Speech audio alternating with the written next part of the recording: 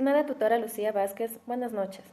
A continuación nos presentamos el grupo número 8 del aula 5414, el cual nos encontramos integrados por mi persona, Paredes Evelyn, por la compañera Segura Hernández Carol Giselle y por la compañera Sivan Bejima Joana Fernanda. A continuación le presentamos los elementos y fundamentos de la educación y su incidencia en el aprendizaje. Comenzaremos con una frase que nos dice: el camino que nos lleva a la reflexión es el conocimiento y la comprensión. El objetivo de esto es diferenciar los fundamentos de la educación y su incidencia en el aprendizaje. Tenemos como primer punto los elementos de la educación, que son las personas, cosas y lugares que intervienen en el hecho educativo. Sin embargo, Márquez considera que en el acto educativo intervienen 4 elementos básicos que son: el primero es el docente o el educador, que es la persona que ejecuta la acción educativa. El educando o discente, que es el estudiante, quienes recibimos los conocimientos. Los contenidos, que son las actividades, los recursos y los métodos que nos imparte el docente. El contexto, que es la materia que nos enseña el docente a nosotros los estudiantes. Este es imprescindible para que nosotros adquiramos los conocimientos. A continuación tenemos fundamentos de la educación. Son un campo del saber amplio, valoran la justicia, la democracia e innovación. Tenemos como ellos la psicología, la filosofía, la pedagogía, la sociología y la antropología. Gracias a ellas se denominan fundamentos de la educación, ya que son una herramienta esencial en la sistematización de conocimientos que provienen de fuentes curriculares para el proceso de aprendizaje. A continuación tenemos el fundamento pedagógico. Este es el que se encarga, el que se preocupa de brindarnos una educación de calidad, y según Vilches es la disciplina científica. Esta se basa en los siguientes principios, que son el aprender a aprender, una evaluación y planeación, los saberes previos, modelar el aprendizaje, el acompañamiento, el valor del aprendizaje informal, los intereses de los estudiantes, las relaciones interdisciplinarias, la motivación del estudiante, la cultura del aprendizaje, la naturaleza social del conocimiento y la diversidad en el aula.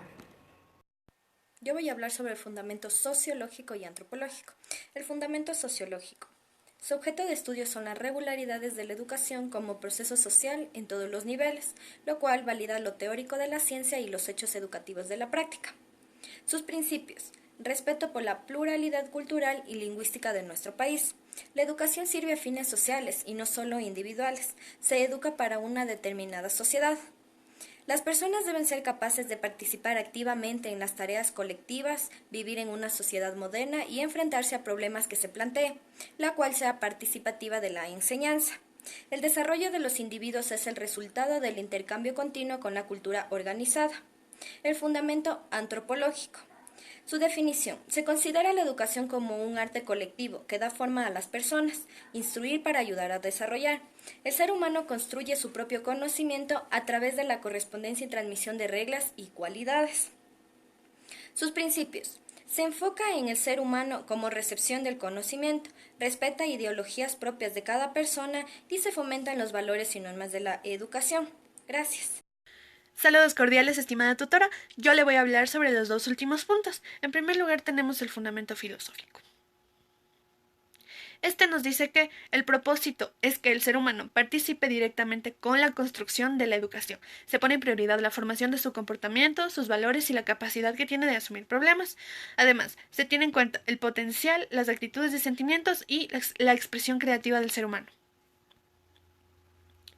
Posee algunos principios, de los cuales yo he destacado los más importantes. Estos son el de carácter bilateral, el sistemático, el histórico y el humanista. El de carácter bilateral nos dice que mantiene una estrecha relación entre 2 partes. El sistemático se rige a un sistema metódico. El histórico se le llama de esta manera ya que al pasar de los años se ha podido comprobar. Y el humanista se le llama a las personas que han sido instruidas en humanidades. Por último tenemos el fundamento psicológico. Este nos ayuda con los procesos de crecimiento y desarrollo, ya sean físicos, mentales o emocionales. El físico se lo puede medir de manera cuantitativa y el mental de manera cualitativa. Además, el desarrollo emocional nos ayuda a ser unas personas equilibradas. Este concepto nos ratifica el proceso de educar al ser humano y explotar todo su potencial. Es decir, que vamos a tratar de sacar todas sus habilidades. Este fundamento también apoya la propuesta de las inteligencias múltiples y de la inteligencia emocional. Estas teorías fueron propuestas por Howard Gardner en 1983. Muchísimas gracias por su atención.